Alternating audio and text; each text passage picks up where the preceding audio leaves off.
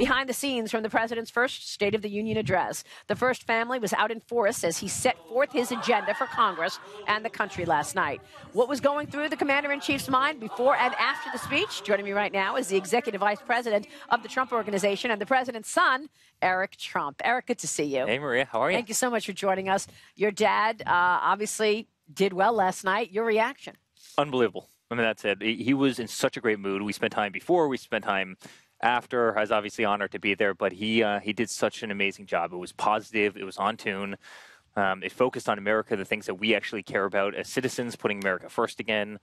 He hit it out of the park. And listen, you saw the ratings afterward, right? Even CBS did a poll where 75% of people absolutely loved the speech. And so I'm very proud of him this morning. It was really an optimistic tone, which was nice. Tried to bring everybody together. What did your dad say to you and your siblings right after he stepped away from the podium? He was thrilled. I mean, he was absolutely thrilled. And my legs, I was joking before, my legs are exhausted this morning from the amount of times you stood. Everybody was up and down. I think my hands are bruised as well from the amount of clapping we all did. But, he had the perfect tone. I mean, first of all, he touted his accomplishments, and he has the right to tout them, right? We added $8 trillion to this economy. Stock markets, as you just mentioned, are at record highs. What he's done with the military, what he's done with our vets, consumer confidence, African-American unemployment's at an all-time low, right? Consumer confidence is an all-time high.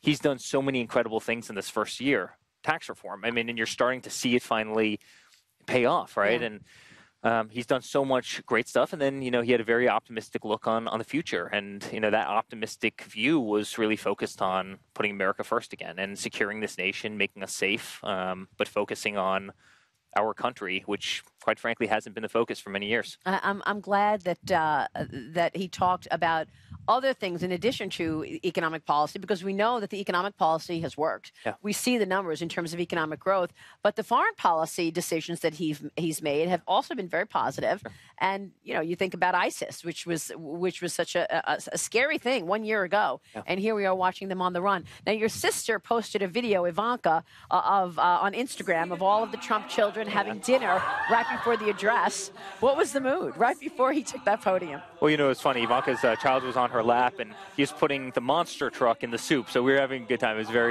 very lighthearted, but we had a great time. We came together as a family. You know how close we are as a family. Did you give him advice before he got up there? Honestly, Maria, that's when he shines. He was so calm. He was so relaxed.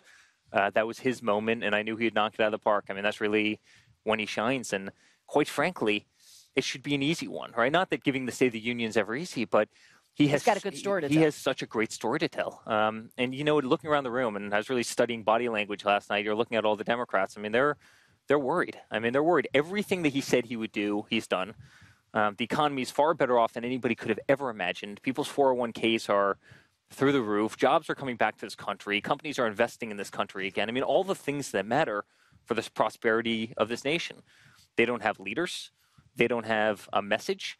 They certainly wouldn't have had the same result. And they're worried as you look around that room. Yeah, I mean, to see the Black Caucus sitting there with like smirks on their faces after we just heard the president say African American unemployment is at an all-time low, never seen before, these numbers. It's incredible that they wouldn't react. And then Nancy Pelosi rarely got up. Chuck Schumer rarely got up. Well, he's talking about the American flag and how special it is and how it's one of those things that we're all bound by, right, that we all love.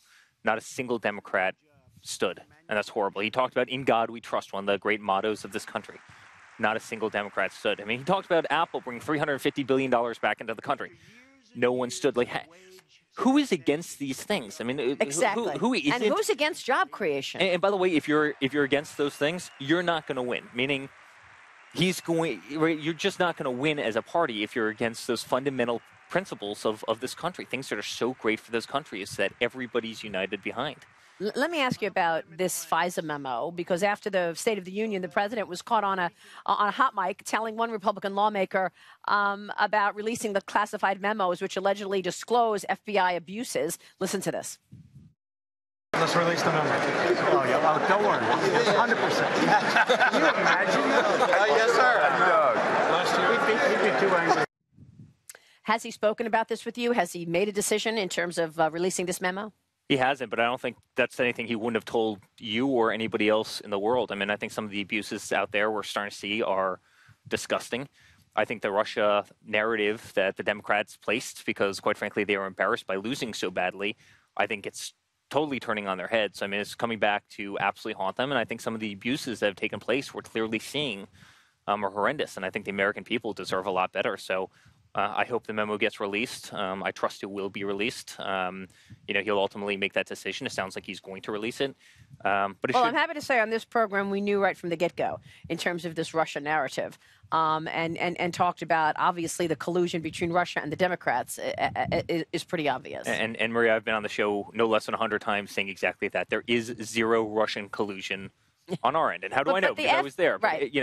But the FBI and these texts, I mean, it was, during the election, it was basically using fake information to spy on the Trump campaign during the election. Fake information created by your opponent to spy on a campaign of somebody who was an establishment. And, it's the sad thing about it is everything that, people in this country are afraid of. It's everything that this country is not about, right? I mean, it's really very, very dark stuff that happened. And, it's coming out, it's coming to life, and it's really backfiring on the Democrats. What do you think your father's big priority is for the next year?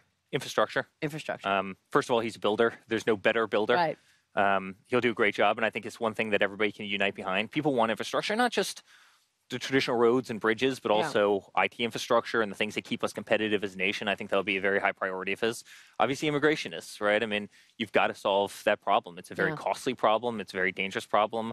You see that amazing scene last night with the family of the two girls who were killed by MS-13. Yeah. I mean, literally brought tears to my eyes. Incredible. You have to be able to solve these problems for the safety, the security, and quite frankly, the economic well-being of our country. Eric, it's good to see you. Great being with you. Thank you so much, Eric Trump there.